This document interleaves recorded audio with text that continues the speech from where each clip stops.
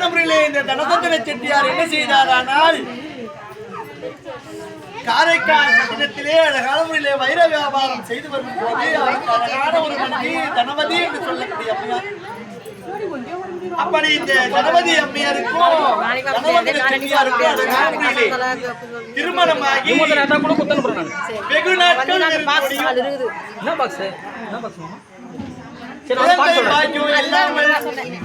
சதாகாலமும் சிவபெருமானை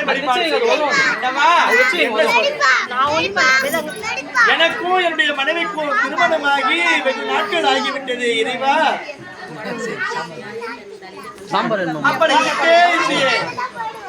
மனைவிக்கும் எனக்கும் குழந்தை பாக்கியமானது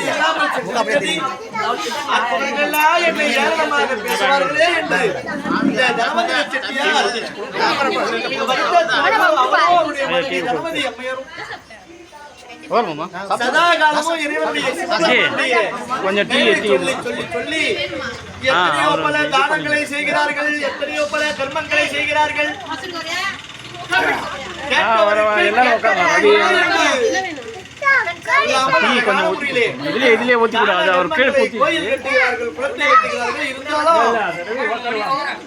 பகவானுடைய திருவிளையாடலே குழந்தை பாக்கியமானது அவர்களுக்கு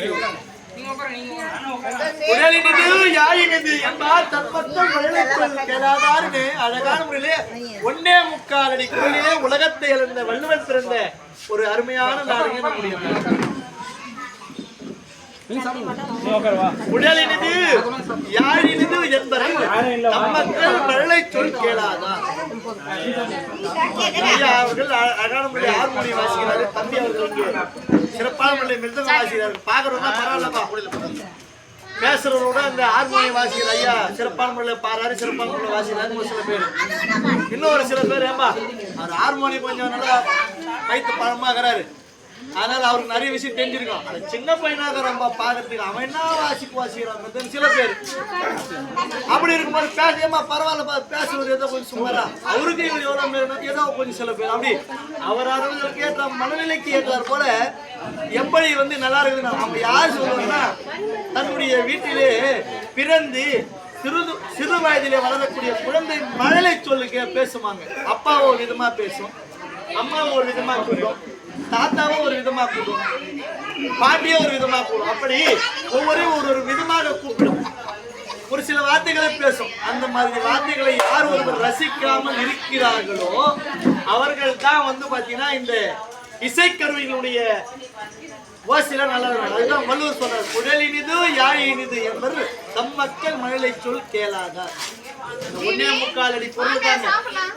இந்த 1.25 அடி பொருள்ல உலகத்தையே சுத்தி பாய் மாதிரி 1330 பொருளையா அளந்துட்டாருங்க. அவர் எத்தனை வருஷத்துக்கு முன்னாடி என்ன கணக்கு போட்டாரு?